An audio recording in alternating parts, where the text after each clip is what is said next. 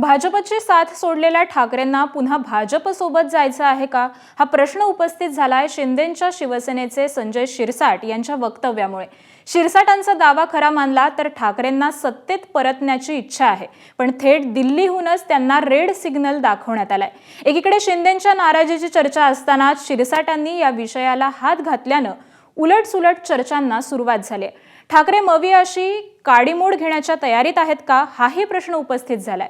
पाहुयात याचबद्दलचा हा special report.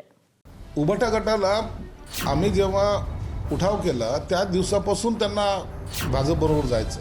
लांब सोडावं, कोल्हापूर पुणे माणसं नाही मिळणार, मुंबईत माणसं नाही मिळणार। आमच्याकडे उमेदवार तरी आहेत, तुमच्याकडे ते तरी आहे का? तुमच्याकडे फक्त ईव्हीएम आहे ना, बाकी काय?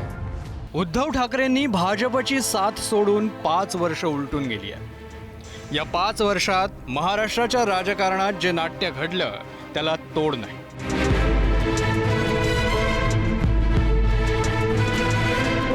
ठाकरेंचं मुख्यमंत्रीपद आणि पक्षही गेला।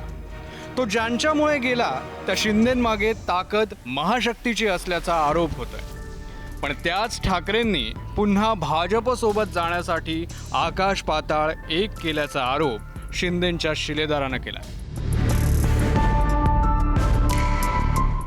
उभटा गटाला आम्ही जेव्हा उठाव केला त्या दिवसापासून त्यांना भाजपबरोबर जायचं, शिंदेंना रोखायचं। फक्त एकनाथ शिंदे रोखला गेला पाहिजे यासाठी कोणतीही तडजोड करायला ते तयार होते।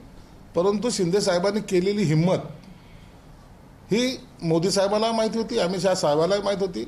मग कुणाचे नातेवाईक धरले, हाताशी धरणे, कुणाकुणाकडे जाणे, या सर्व माहिती आमच्याकडे आहेत। हा सगळा प्रयत्न करून ते थकले आणि त्यांना सगळ्या वरच्या लोकांनी सुद्धा सांगितलं, आमच्याकडे यायला तुम्हाला आता प्रवेश बंदी आहे, आणि त्यांना प्रवेश तो नाकारलेला आहे। ठाकरे सत्तेत जाण्यासाठी उतावीळ होते, पण शिंदेंच्या कर्तबगारीवर विश्वास असलेल्या मोदी शहांनी त्यांच्यावर फुली मारल्याचा शिरसाटांचा दावा आहे। शिंदेंच्या पाठीशी अमित शाह खंबीर असल्याचं पहिल्यापासूनच बोललं जात आहे। महाराष्ट्राच्या दौऱ्यावर असलेल्या शहांनी शिंदेंची एकांतात भेट घेतली होती। तर दुसरीकडे सत्ता नसल्यानं ठाकरेंच्या पक्षाची काय अवस्था होईल याचं भाकीत उच्च आणि तंत्रज्ञान मंत्री चंद्रकांत पाटील यांनी केलंय। त्यांना ठाकरेंच्या शिवसेनेचे खासदार संजय राऊतांनी त्याच भाषेत उत्तर दिलं। शिवसेना मागे लागून देवेंद्रजी, एकनाथजी, अजित पवारांना आणि वरच्या नेतृत्वाला कन्व्हिन्स करून आली नाही। यायचं की नाही, घ्यायचं की नाही माझे विषय नाही, तर महानगरपालिकेला मुंबईसारख्या ठिकाणी उभं करायला माणसं मिळणार नाहीत। आता याचा अर्थ असा आहे का की ते मागे लागले तसं मी म्हणतोय? याचा अर्थ असा लागला आहे का की आम्ही नाही आहे म्हणतोय तसं? मी आपलं प्रेडिक्शन दिलं की जर ते सत्तेवर आले नाहीत तर गळती गळती गळती गळती गळती करत लांब सोडावं, कोल्हापूर पुणे माणसं नाही मिळणार, मुंबईत माणसं नाही मिळणार। आम्हाला सत्तेमध्ये ह्यांच्याबरोबर अजिबात जायचं नाही, बरं का? हे जे कोण आहेत म्हणताय ना, चंद्रकांत दादा, तुम्ही तुमच्या खुर्च्यात टिकवा बघा, तुम्ही कसे जिंकून आलेला आहात। जिथे ईव्हीएमचं पद्धतीनं निवडणूक होते तिथे हे लोक या पद्धतीनं जिंकून आले। यांना कोणीही मतदान केलेलं नाही, चंद्रकांत पाटलांना तर अजिबात नाही। आमच्याकडे उमेदवार तरी आहेत, तुमच्याकडे ते तरी आहे का? तुमच्याकडे फक्त ईव्हीएम आहे ना, बाकी काय?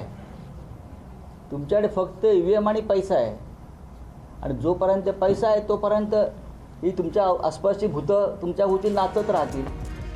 विधानसभा निवडणुकीनंतर उद्धव ठाकरे आणि देवेंद्र फडणवीसांचे सूर पुन्हा जुळण्याची चर्चा रंगू लागली।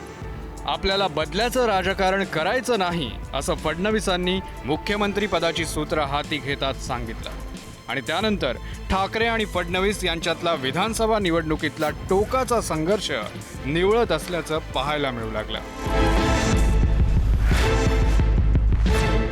याचा पहिला प्रत्यय आला नागपूरमधल्या हिवाळी अधिवेशनात। गेल्या डिसेंबरमध्ये उद्धव ठाकरेंनी थेट मुख्यमंत्री फडणवीसांच्या दालनात जाऊन त्यांची भेट घेतली। दोन्ही नेत्यांच्या हसऱ्या फोटोचे अनेक राजकीय अर्थ काढले जाऊ लागले। आदित्य ठाकरे तर फडणवीसांना एकदा नव्हे तर 3दा भेटले। गेल्या जानेवारी महिन्यात सामनाच्या अग्रलेखातून फडणवीसांचं तोंड भरून कौतुक करण्यात आलं। हे सगळं ठाकरे आणि भाजपची जवळीक वाढण्याचे संकेत आहेत का, अशी ही चर्चा सुरू झाली। या चर्चेला टाचणी लावत ठाकरे किती हतबल झालेत हे अधोरेखित करण्याचा प्रयत्न संजय शिरसाटांनी केला.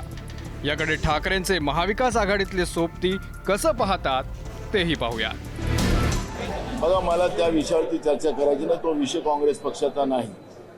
त्यामुळे कोण कोणाबरोबर जाणार आहे, कोण कोणाबरोबर येणार आहे, याच्यावर आम्हाला चर्चा करायची नाही. आमचा विषय काय काय माहीत नाही, पण मी जे काय संजय राऊतांचं विधान ऐकलं त्याच्यातनं त्यांनी भूमिका स्पष्ट केली की आम्हाला काय जायचं नाही. आता तुम्ही कोणाबद्दलही काही बोलू शकता ना. हा आमच्याकडे काल येऊन गेला, तो आमच्याकडे काल येऊन गेला, ते 10 जण आम्हाला भेटून गेले. कोण बघायला असतं? अमित शहा आणि मोदींशी जाऊन चर्चा करून आले. आता हे तुमच्यासाठी विधान झालं, तुमच्यासाठी एक ब्रेकिंग न्यूज झाली. त्याच्यातली सत्यता किती? 0. सरकारमध्ये राहूनही एकनाथ शिंदेंची नाराजी लपून राहिलेली नाही. शिंदेंना शह देण्यासाठी फडणवीस आणि शिंदेंना डिवचण्यासाठी ठाकरेंची शिवसेना प्रयत्न करत असल्याचं बोललं जातं. विधानसभा निवडणुकीनंतर ठाकरेंच्या अनेक शिलेदारांनी त्यांची साथ सोडली. त्यामुळे महापालिका निवडणुकीत धोका टाळण्यासाठी भाजपला कुरवाळण्याची रणनीती ठाकरेंनी आखली आहे का, अशी चर्चा आहे. एबीपी माझा, उघडा डोळे बघा नीट.